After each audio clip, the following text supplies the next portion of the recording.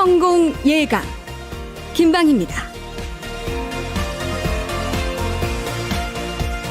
안녕하십니까, 김방희입니다. 우리는 흔히 부동산 불패론이라고 해서 자산으로서 부동산은 거의 가격이 떨어지지 않는다고 믿고 있습니다. 하지만 1960년대 경제개발 이후에 지금까지 늘 그랬던 건 아닙니다. 대개 4차례의 집값 안정기 혹은 침체기가 있었습니다. 단기 침체기는 1998년 외환위기나 2008년 글로벌 금융위기 같은 위기와 함께 찾아왔습니다. 돈줄이 마르는 신용경색 영향으로 일시 하락했습니다만 곧 만회했죠. 반면 중기적인 안정기는 이 신도시 개발을 포함한 공급 확대 덕이었습니다. 그렇다면 지금은 어떨까요? 이번 주 우리 경제의 각 변수별로 따져보는 포스트 코로나 경제의 향방은 오늘은 부동산 분야를 점검할 텐데요. 다른 분야와 마찬가지로 부동산 역시 예측 불허의 고비입니다. 금융위기나 공급 확대라는 변수가 현실화될지 애매하기 때문입니다. 우선 집값 상승세는 주춤합니다. 정부의 공급 확대 의지는 강하지만 시장의 불신은 여전합니다.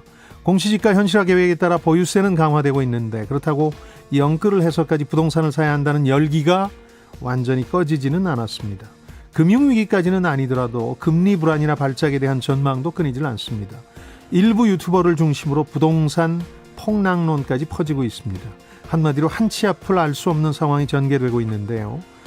오늘 역시 2명의 패널을 중심으로 전망을 하겠습니다. 한 분은 시장 전반을 들여다보시는 분이고 다른 한 분은 이 현장에서 실전 부동산 투자를 하시는 분입니다. 그래서 좀 달리 접근하거나 다르게 보실 수도 있지 않을까 합니다. 자, 화요일 성공예감 김방입니다. 시작하겠습니다. 많은 분들이 이것저것 불안해하시고 궁금해하셔서 이번 주는 포스트 코로나 경제의 향방은 이런 제목으로 각 분야별로 점검하고 전망해드리고 있습니다. 두 번째 주제를 다룰 오늘은 집값, 부동산 얘기입니다. 집값 앞으로 더 오를까 이런 주제로 30여 분간 대담을 하겠습니다. 1년 동안 챙겨놓고 보셔야 될 유용한 컨텐츠니까 유튜브로 언제든지 다시 보셨으면 좋겠습니다. KBS 1라디오 성공예감뿐만 아니라 김방희 TV에도 올려놓겠습니다. 성공예감 특집 이렇게 검색하시면 되고요. 실시간 질문 주시면 바로 두 패널께 여쭤보겠습니다. 평소와 비교 안 되는 푸짐한 상품 준비했고요. 좀 크고 길게 보고 판단하자 이런 취지의 특집입니다. 한국투자증권 김규정 자산승계연구소장, 어서민 성선화 대표입니다. 두 분 어서 오십시오. 네, 안녕하세요. 네, 반갑습니다. 전망도 전망이지만 일단 지금 상황을 점검하고 가야 될 텐데 언론들 보도도 조금씩 뉘앙스가 다릅니다. 집값 상승세가 좀 주춤하다. 저는 이런 표현을 썼는데 어떻게들 보세요? 우리 김규정 소장께서는 지금 상황을 어떻게 판단하고 계십니까? 일단 통계상으로 보자면 상승률 자체가 많이 줄어들기는 했습니다. 네.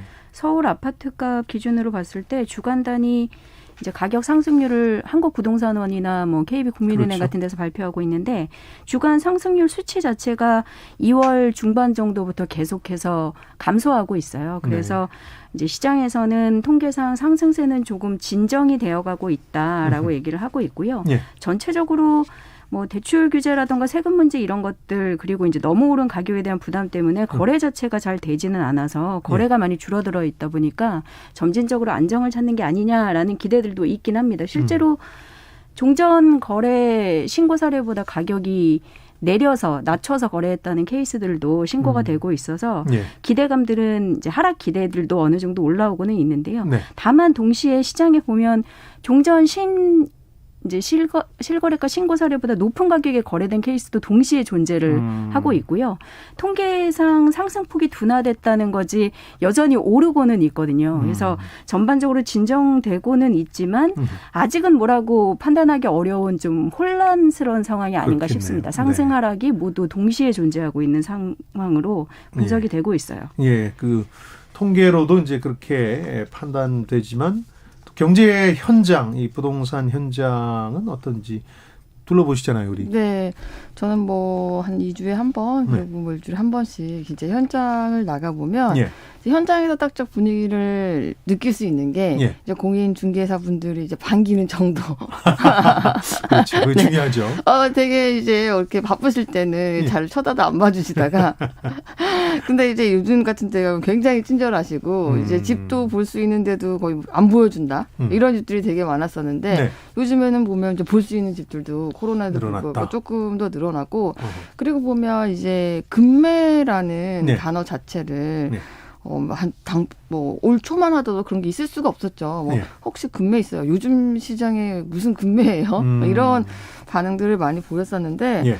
최근에 지난주에도 제가 갔다 왔었는데 강남 쪽에도 그러니까 가격이 조금 떨어져서 나오는 물건들이 이제 조금씩 있어서 그리고 딱 느끼는 게 이제 조금 주춤하구나. 현장에서도 분위기 자체가 관망세로 잡아든 상황인데. 네, 한 달 전하고 불과 1월 달하고는 분위기가 살짝 좀 달라졌다. 그런 네. 걸 좀 느낄 수가 있어요. 통계와 현장 분위기 네. 모두 지금 주춤한 상황이긴 한데 김 박사님, 전월세 시장도 집값과 함께 큰 이슈였잖아요. 지난해 올해 초에. 여기는 어떻습니까? 마찬가지로 이제 봄에 이사하시는 분들이 물건을 한참 찾을 때 예. 전세 물건 워낙 찾기 힘들어서 가격이 막 치솟다가 예. 이사철 수요자들이 조금 비켜간 후에는 상승폭 자체가 전월세 시장에서도 조금 둔화되는 것으로 나타나고는 있습니다. 근데 네. 실제로 현장에 가보면 물건은 종전보다 조금 이제 있는 편이긴 한데 예. 체감하기에 가격이 떨어지고 있지는 않아요. 그런 정도는 마찬가지로 아니다. 전월세 시장에서도 전세를 구하시는 분들 혹은 재계약을 하셔야 되는 분들 입장에서는 가격이 내리고 있지는 않아서 예. 여전히 이제 수요자 입장에서는 좀 어려운 상황이다라고 볼 수 있겠고요. 예. 수도권 같은 경우에 올해 입주 물량이 그렇게 넉넉하지 않다 보니까 여전히 이제 좀 선호하시는 역세권의 새 아파트 중심으로는 여전히 이제 좀 미리미리 물건을 구하시는 분들도 있고 통계상으로 보여지는 것에 비해서는 시장에서 느끼시겠지만 마찬가지로 전월세 시장도 아직 이렇게 안정됐다거나 하락할 거다라고 기대하기는 어려운 상황으로 보고 있습니다. 영끌이란 말을 다시 돌려서 생각해 보면 영혼까지 끌어들인다는 얘기니까 일종의 갭 투자 아닙니까? 전세 끼고 아파트 사들인 분인데 전세금이 아직 떨어지진 않지만 이렇게 떨어질 기미를 보이면 세입자분들은 한숨을 돌릴 거고 이렇게 영끌하신 분들은 좀 긴장하지 않나요? 이 분위기는 어때요? 그러니까 이제 갭 투자라는 게 예. 이제 그 매매가에서 전세가를 뺀 그 금액 우리가 갭이라고 얘기를 하잖아요. 네. 그러니까 이제 내가 투자금을 얼마를 들일 것인가를 계산을 할 때 예. 이제 매매가 대비 전세가. 근데 전세가가 이제 올라와 주면 예. 그러면 투자금이 적게 들어가는 거잖아요. 예. 근데 지금 현재 시장 분위기를 보면 이제 예. 항상 물어보거든요. 이거를 만약에 갭으로 산다라고 했을 때 어떻습니까? 물어봤으면 예. 그냥 연초 같으면은 요즘에 전세가 하나도 없어서 만약에 맞춘다고 하면 전세가 바로 나갈 거예요. 예. 이렇게 얘기를 하는데 요즘 분위기는 요즘 전세가 약간 좀 주춤한 편이라 가지고 전세를 놓는다고 하더라도 시간이 조금 더 걸릴 수 있다. 이런 시장 분위기가 좀 있거든요. 그러니까 예. 지금 현재로서는 이제 전세를 맞춰서 집을 사는 데 있어서 바로바로 할 수 있거나 갭 투자 자체가 좀 어려워졌다. 약간은 분위기가 쉬운 분위기는 아니게 바뀐 거죠. 근데 이게 과연 정말 안정기로 가기 전에 과도기적인 모습이냐 아니면 잠깐의 숨 고르기 후에 다시 상승하는 거냐. 이 부분이 사실 핵심적인 이제 궁금증이거든요. 질문도 많이들 해주고 계신데 어떻습니까?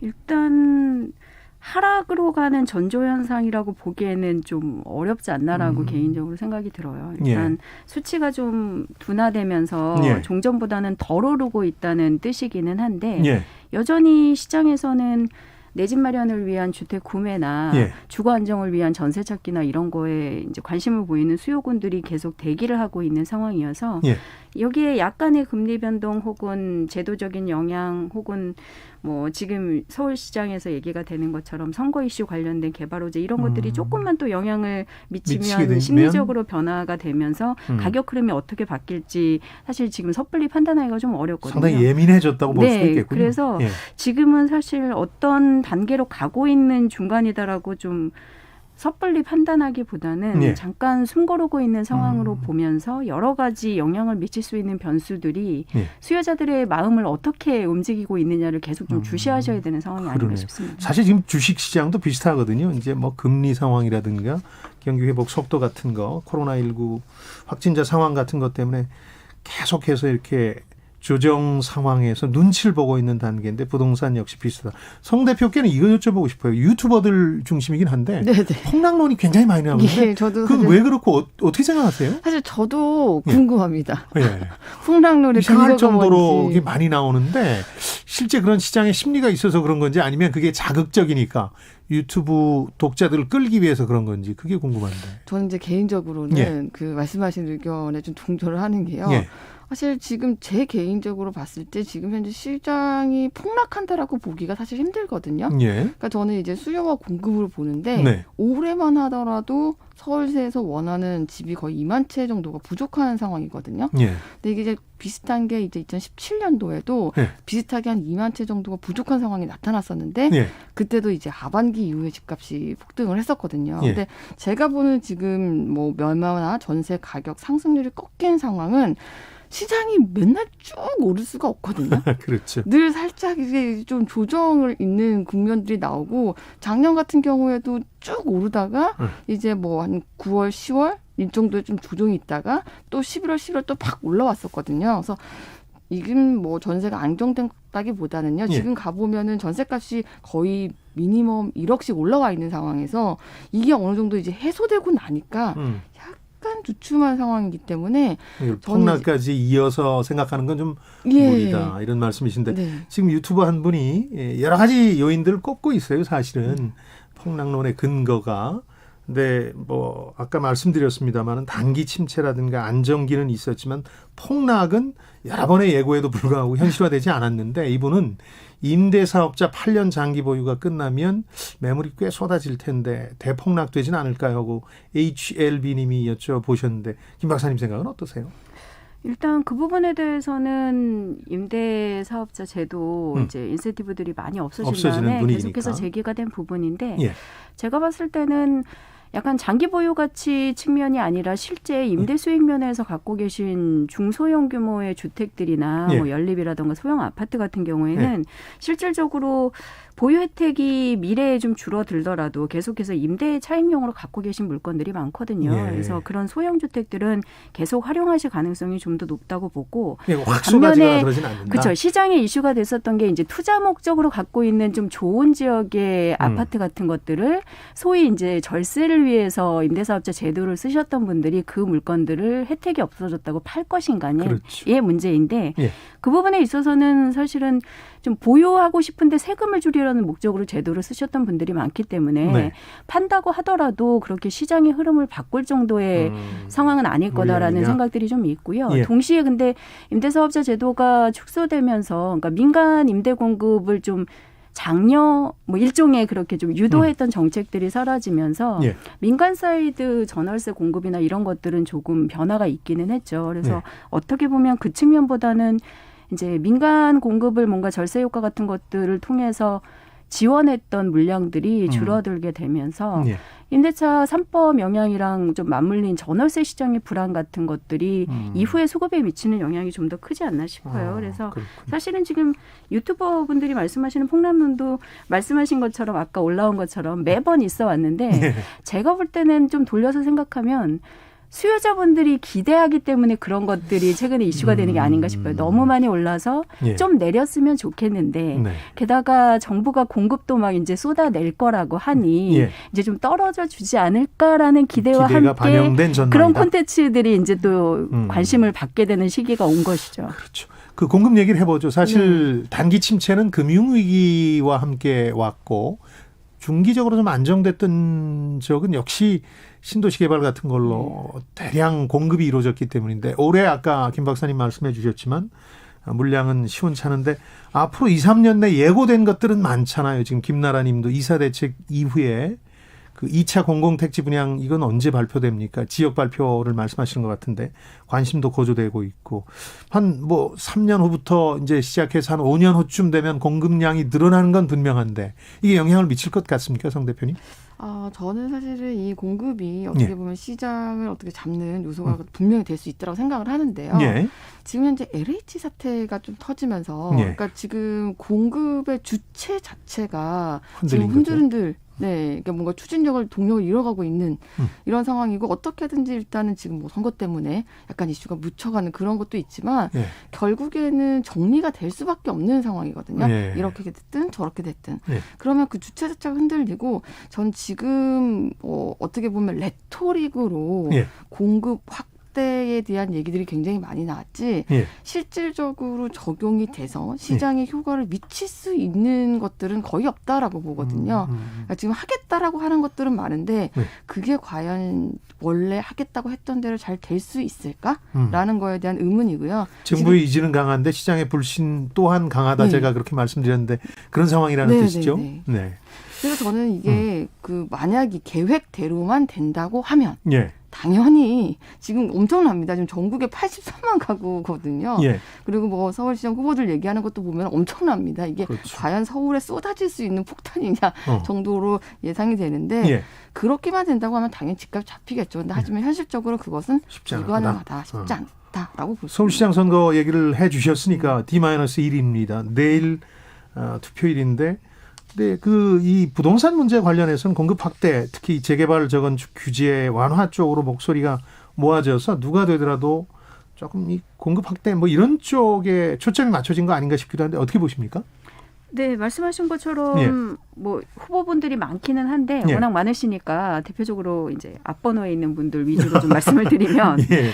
1번, 2번 두 분이 다 30만 호, 36만 호, 뭐 5년 동안 이렇게 그렇죠. 많은 물량을 짓겠다라는 공급을 늘려서 가격 안정을 유도하겠다라는 기본적인 맥락은 똑같은 이제 정책을 얘기를 하고 있고요. 다만 예. 방식이나 강론에서 조금씩 차이가 있죠. 그래서 이제 1번 후보 같은 경우에는 반값 아파트라던가 그다음에 뭐 한강변 35층 이제 층고 규제 완화 이런 것들을 조금 종전보다는 완화하는 방식으로 공공과 민간이 협력해서 이제 집을 짓는 방식으로 가겠다라는 예. 얘기들을 하고 있고 이제 2번 후보 같은 경우에는 상대적으로 이제 공급도 늘리고 규제 완화 뭐 이런 것도 대부분 비슷한데 아무래도 민간 쪽의 공급이나 이런 것들이 훨씬 더 속도라던가 예. 이런 면에서 이제 효율성이 있다라는 얘기들을 하면서 민간 쪽에 조금 더 공급을 힘을 실어줄 걸로 이제 기대가 되는 정책들을 내놓고 있는 상황이에요. 그래서 어쨌든 공급을 다 늘리고 규제를 완화하겠다라는 목소리를 내고 있기 때문에 시장에서는 사실상 누가 되더라도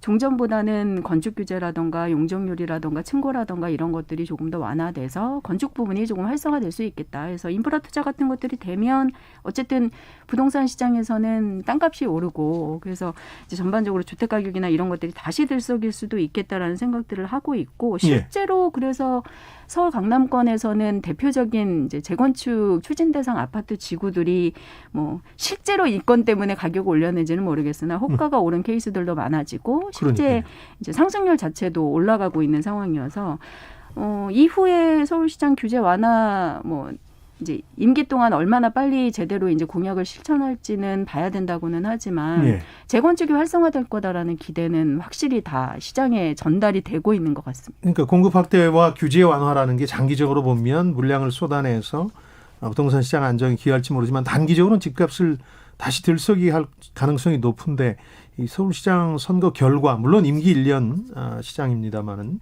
남은 임기 부동산 시장에 영향을 줄까요, 송 대표님? 네, 그리고 두 분이 똑같이 주장을 하는 게 있습니다. 네. 두 분께서 지금 한강변 35층 층수 규제 완화. 그렇더군요. 이 부분 같은 경우에는 어느 후보가 되니까 동일하게 되는 거거든요. 예. 사실 이제 한강변이라고 하면 결국에는 이제 강남, 뭐 잠원, 반포 이쪽이 될 텐데 이게 굉장히 중요한 이슈라고 할 수가 있습니다. 네. 지금까지 이제 강남 재건축이 잘 안 됐었던 이유 중에 하나가 예. 규제가 너무 많고 예. 그리고 조합원들이 원하는 대로 아파트를 지을 수 없기 때문에 예. 못 짓겠다. 뭐 이런 식으로 해서 계속 딜레이가 됐었던 부분들이 있는 건데 예. 이런 식으로 이제 층수를 규제를 완화해준다라고 하면 네. 확실히 이제 속도감이 붙을 수가 있고 예. 그리고 어차피 이제 서울의 강남 집값 같은 경우에는 리드를 하는 그리고 대장으로 끌고 가는 게 강남이기 때문에 네. 이런 규제 완화 정책이 나오면 당연히 강남 재건축들이 위로 올라갈 수가 있고 그걸로 나비 효과가 점점 이렇게 퍼지면서 서울 전체에 또 파급 효과가 있을 수 있다. 그래서 네. 단기적으로는 상승 요인이 더 많다라고 볼 수가 있는 그렇죠. 거죠. 네. 이 조금 의견이 갈리는데요. 청취자 황영상님은 이렇게 공급이 좀 풀리면 가격도 장기적으로 안정되리라 봅니다. 이렇게 보신 반면에 윤영도님은 이게 아마 폭락론에 대한 유튜버들이 주장하는 폭락론에 대한 반론 같은데 집값도 뭐 그런 전망에도 불구하고 버티는 사람이 이기는 것 같습니다. 장기적으로 보면 결국 우상향했던 것 같아요. 해주셨는데 그 좀 여러 관점들과 변수들을 좀 따져보기 전에 청취자 질문 하나 두 분께 여쭤보겠습니다. 2173번님이 새로운 제안이신데요. 신도시 개발할 때 금융을 융합한 리츠형 거대 연금펀드 형태로 보상금 지급하고 개발 이익이 정보를 가진 특정인에게 편중되지 않도록 준공공개발을 하면 어떨까요? 이런 얘기인데 그동안 LH의 비리 문제도 나왔고 돈이나 토지로 보상하는 것들이 가진 여러 문제점들이 제기되니까 연금펀드 형태로 좀 섞어서 리츠형 연금펀드 형태로 보상금 지급하고 개발하면 어떨까 이런 아이디어를 내주셨는데 이런 건 어떻습니까? 선진국에서 어떻게 하는지 모르겠군요. 임 박사님. 실제로 국내에서도 예. 이런 기존의 이제 개발 사업의 자금들을 예. 리츠나 이런 개인들의 투자를 통해서 조달할 수 있는 방법들에 대해서 계속 관심을 가져왔고 예.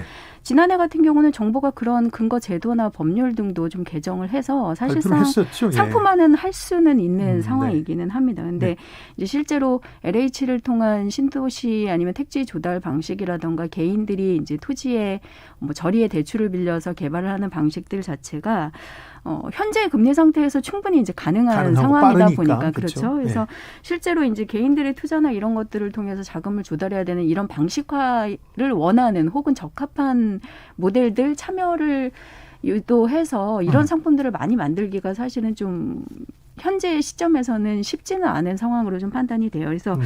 이런 이상적인 모델에 대해서는 그 2173님이 말씀해 주신 것처럼 계속 시장에서 기대가 있거든요. 그래서 만약에 이런 대체 상품으로 금융 상품으로 나온다면 솔직히 소액 자금으로 여러 국민들이 투자를 할 수도 있는 이제 좋은 상품이 될 수도 있기 그렇죠. 때문에 이제 이런 것들의 시범 케이스가 나오고 상품을 좀 많이 만드는 게 이제 기대가 되는 방향이기는 한데 네. 아직까지는 징처럼 막 오를 때는 그렇게 그렇죠. 번거로운 방법을 그렇죠. 선택할 이유가 없는 사실 거죠. 인센티브가 은행에서 없는 거죠. 저금리 조달이 충분히 가능하고 그러니까. 뚝딱뚝딱 개발이 되는 상황에서는 이런 식의 어려운 방식으로 자금 조달 방식이라든가 모델을 채택해서 어떻게 보면 또 수익을 또 이렇게 쉐어해야 되는 상황들이 나눠야죠. 오다 보니까 이런 식의 참여 유도가 지금 개발자 입장에서는 쉽지 않은 상황이에요. 그래서 정부도 이런 리츠나 대체 상품들을 좀 더 만들어서 뭔가 부동산이나 땅값, 주택 가격의 상승분을 국민들이 또 다 공유할 수 있는 이런 금융상품화에 대한 기대가 있긴 하지만 아직까지는 모델이 그렇게 제시가 되지는 못한 상황이라고 보시면 될 것 같습니다. 네, 다주택자 얘기를 좀 해보겠습니다. 그 전에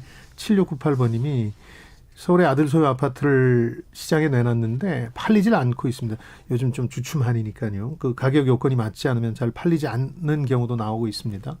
그래서 부모인 제가 사거나 전세로 가야 할 형편인데 문제가 없는지 여쭤보겠습니다 해주셨는데 아들 아파트가 팔리질 않으니까 부모가 사거나 전세로 가는 경우 이게 뭐 증여 문제가 발생하나요? 어떤 문제가 발생하죠? 7698번님 고민 제가 성 대표님 그 아드님 아파트를 부모가 사거나 전세로 갈 경우 문제가 없나요? 일단 증여세를 정확하게 다 낸다고 하면 전혀 문제는 없는 상황이고요. 예.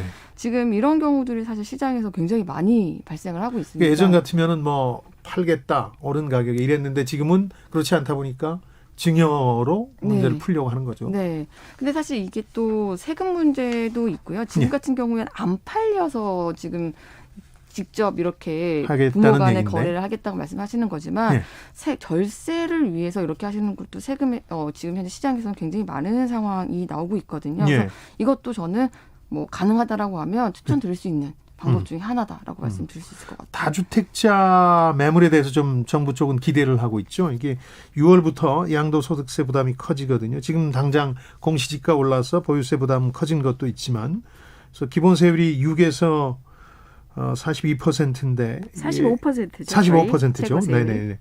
그러다 보니까 좀 다주택자 매물이 나오지 않겠느냐. 이게 시장 안정에 기여할 것이다. 이런 기대를 갖고 있는 분들도 있는데 이건 어떻게 보세요? 물건이 좀 나오기는 할 것 같은데 예. 현재 이미 4월이거든요, 저희가. 그래서 6월 말 전에 6월 1일부터 적용되는 이 보유세 강화라든가 양도세 중과 세율 인상 부분이라든가 이런 걸 좀 피해 가려면 5월 말까지 잔금이나 등기 처리를 다 끝내셔야 된다는 건데 그러려면 사실 남은 기간이 그렇게 길지 않아서 만약에 이러한 처분 매물들이 많이 나올 거라면 이미 시장에서 어떤 흐름들이 좀 있었어야 되거든요. 뭐 이미 물건이 좀 나오고 있다던가 그런 게.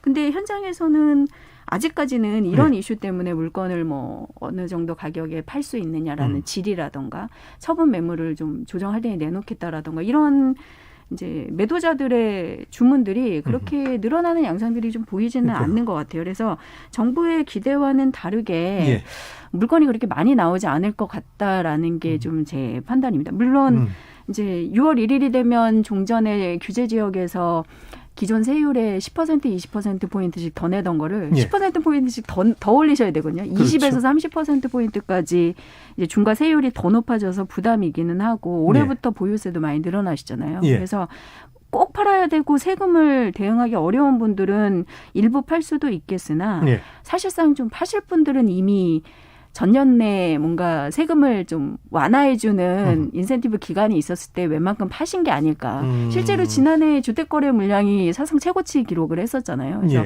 파실 분들은 좀 파셨지 않았나. 그리고 갖고 계신 물건들은 뭔가 좀 좋은 지역에 장기 보유형으로 남겨두신 거라는 판단이 좀 많아서 실제로 물건이 좀 나오겠지만 그렇게 많이 나오지 않고 시장의 가격 흐름을 바꿀 정도의 매물 출시는 이번 2분기에 좀 쉽지는 않아 보인다라는 게 좀 개인적인 생각입니다. 송 대표께 여쭤보죠. 아까 가족증여 얘기해 주셨는데 매물 기대감이 현장에서 좀 잘 보이지 않는다 이런 말씀해 주셨으니까 가족증여로 빠져나가는 물건들이 많습니까? 아니요. 그렇게 많지는 않은 것 같고요.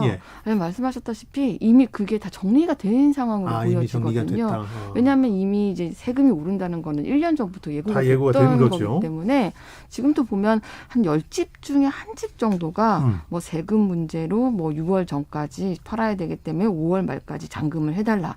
이런 요청을 하고 있고 뭐 증여로 한다 나왔다 이런 것들 같은 경우에는 정말 간혹가다 한 번씩 들리는 거라 가지고 뭐 지역별로 물론 차이는 있겠지만 뭐 양도소득세 부담이 커져가지고 매물이 나와서 거래가 활성화되고 뭐 이런 것들은 정말 이상적인 그런 얘기인 것 같습니다. 네, 그 마지막으로 이 집값 관련해서는 이걸 여쭤보고 나서 전세 얘기를 잠깐 좀 하겠습니다. 전세 관련한 질문들도 많아가지고요. 부동산 시장을 혼란스럽게 하는 것 중에 하나가 이제 언론이다. 저도 가끔씩 이렇게 얘기를 하는데 그 중에 하나가 보유세가 이제 공시지가 현실화 계획에 따라 많이 올랐잖아요. 그러니까 너무 빠르다. 이게 뭐 폭탄 수준이다. 특히 세종시 같은 데서 그런 목소리들이 나오고 있는가 하면 아니 원래 계획이 됐던 거고 예고됐던 정책이고 그렇게 해서 부동산 시장 잡겠다는 게 정책의 취지인데 지금 와서 이거 다 되돌리자는 건 말이 안 된다. 뭐 이런 의견들이 충돌하고 있는데 김 박사님 보시기에 어떤 수준, 어떤 속도로 가야 된다고 보십니까? 일단 저도 좀 너무 속도가 빠르다, 지나치다라는 생각은 하고 있습니다. 저희가 뭐 주택이나 토지 유형에 따라서 다 오르긴 오를 건데 뭐 계획에 따라서는 로드맵대로 보면 30년, 35년까지 이제 계획에 따라서 계속 올라가는 구조거든요. 근데 속도도 굉장히 빨라서 올해 공시가격분에 대해서는 사실은 너무 많이 올랐다라고 해서 조정 신청을 하거나 이의 제기를 하는 건수가 지금 폭증한 상황이거든요. 그리고 뭐 제주라든가 서초라든가 이런 지자체에서 잘못됐다라고 이제 공식적으로 지자체 의견을 내고도 있는 상황이어서 굉장히 혼란스러운데 전체적으로 이제 시세나 이런 수준에 맞춰서 공시가격을 어느 정도 현실화하는 데는 다들 시장에 이제 공감이 어느 정도 있기는 했고 유형별로 뭐 차이가 있는 부분이라든가 역전 현상이라든가 이런 문제들을 해결해야 된다라는 다들 인식은 갖고 있지만 이 로드맵 속도 자체가 너무 빠르기는 합니다. 그리고 사실 저희가 이제 시세 변화나 이런 거에 맞춰가는 모양새가 최근에 너무 이제 이 로드맵 자체에서 보이다 보니까 시세도 반영을 하지만 적정한 공시 가격을 결정하는 구조나 이런 시스템에 대해서는 여전히 좀 불분명하다라는 생각들을 갖고 계시거든요. 예. 여전히 이제 뭐 명쾌하게 왜 이런 가격이 이렇게 결정이 됐으며 근거리에 있는 이런 뭐 유사한 부동산들의 그 차이가 가격이 나는지. 왜 이렇게 차이가 나는지에 대해서 다들 궁금해하시는데 역시나 이제 명쾌한 결정 구조 같은 것들이 정해져 있지 않고 이제 확인도 안 되고 하다 보니까 그 부분을 오히려 좀 정리한다. 더 중요하게 봐야 되는 게 아닌가. 시간 속도도 쫓아가는데 속도지만. 너무 집중하지 그렇죠. 말고. 네. 전세 얘기를 좀 해보겠습니다. 유튜브로 제임스 님이 뭐 매매는 포기했고 전세값이라도 안정됐으면 좋겠는데 임대차 3법 발표 이후에 서울이 최소 20% 이상 올랐다고 체감하고 있습니다. 어떻게 예상하십니까 해주셨는데 성 대표님께 또 6월에 이 전월세 신고제가 시행되면서 임대차 3법 마지막 퍼즐이 완성이 되는데 이건 어떻게 보세요? 저는 이게 사실은 어떻게 보면은 이제 드디어 안정이 됐나? 왜냐하면 이제 더 이상 이제 폭등이 나오지는 않고 있거든요. 예. 근데 이미 거의 다 오른 상태이기 때문에 네. 여기서 만약에 전세값이 더 오른다 그러면 정말 그 폭등이 날 정도로 많이 오른 상황이거든요. 예. 근데 이제 중요한 게 이제 다음번에 2년 뒤에 지금 현재 거의 뭐 1억에서 2억 정도 다 올랐는데 예. 전세를 가지고 이사를 가려고 하면 예. 이미 다 가격이 올라 있거든요. 예. 그래서 이거를 안정이라고 보기는 힘들고요. 예. 이미 20% 정도 상향 조정된 상태에서 안정을 찾았기 때문에 오를 만큼 올랐다. 네. 그리고 또 다음번에 또 이사를 가려 그러면 여기서 또 출발을 하지 네. 전세가 역전세가 나서 떨어지거나 그런 일은 저는 그런 경우는 발생하지는 않을 없으니까. 거라고 보고 있습니다. 알겠습니다. 7047번님이 전세값도 너무 올랐고 대출은 막히고 법이 자꾸 바뀌니까 잘 알지도 못하겠고 글쎄 뭐 어쩌면 부자들한테 유리한 상황이 생기는 게 아닌가 안타깝기도 하고요. 이런 넋두리를 보내주셨는데 뭐 동감하시는 실수요자 분들이 많을 겁니다.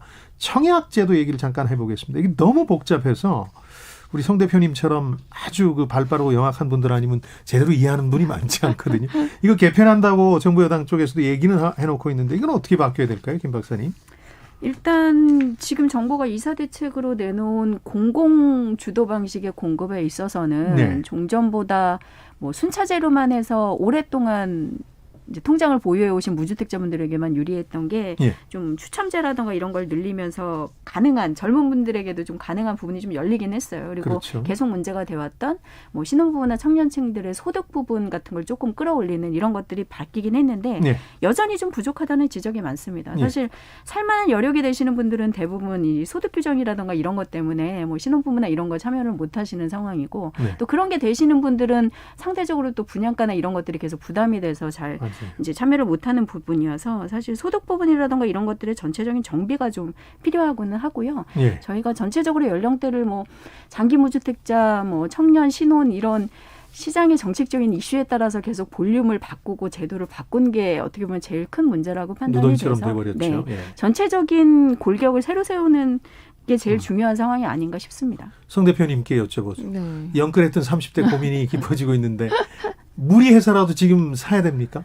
네. 지금이 어떻게 보면은 이제 조정을 살짝 받고 상승률이 둔화되고 있는 그런 시장 상황에서 예. 이제는 그 우위가 좀 바뀌고 있는 거죠. 예. 시장에서 이제 매수자들이 예. 이제 가격을 좀 비교해 가면서 A가 좋을까, B가 좋을까 이렇게 집을 살 수 있는 그런 시장으로 변하고 있거든요. 예. 그러니까 우리가 시장에 뛰어들 때 내가 이제 을류돼 가지고 가격에 끌려다니는 게 아니라 지금은 이제 꼼꼼하게 따져보면서 이 집이 좋을까, 저 집이 좋을까 이제 할 수 있는 이 상황에서는 저는 합리적 이제 결정을 오히려 할 수 있는 시기가 됐다. 좋은 타이밍이다. 네. 실수요자들 경우에 이제 그렇다는 말씀입니다. 제가 사실 여쭤보고 싶은 게 너무 많은데 오늘 시간 관계상 여기서 매듭 지어야 되겠고요. 두 분은 저희가 언제라도 연락해서 청취자 여러분들 질문 드리고 답변을 좀 듣도록 하겠습니다. 자, 한국투자증권 김규정 자산승계연구소장 그리고 어서민 성선화 대표였습니다. 두 분 고맙습니다. 감사합니다. 감사합니다.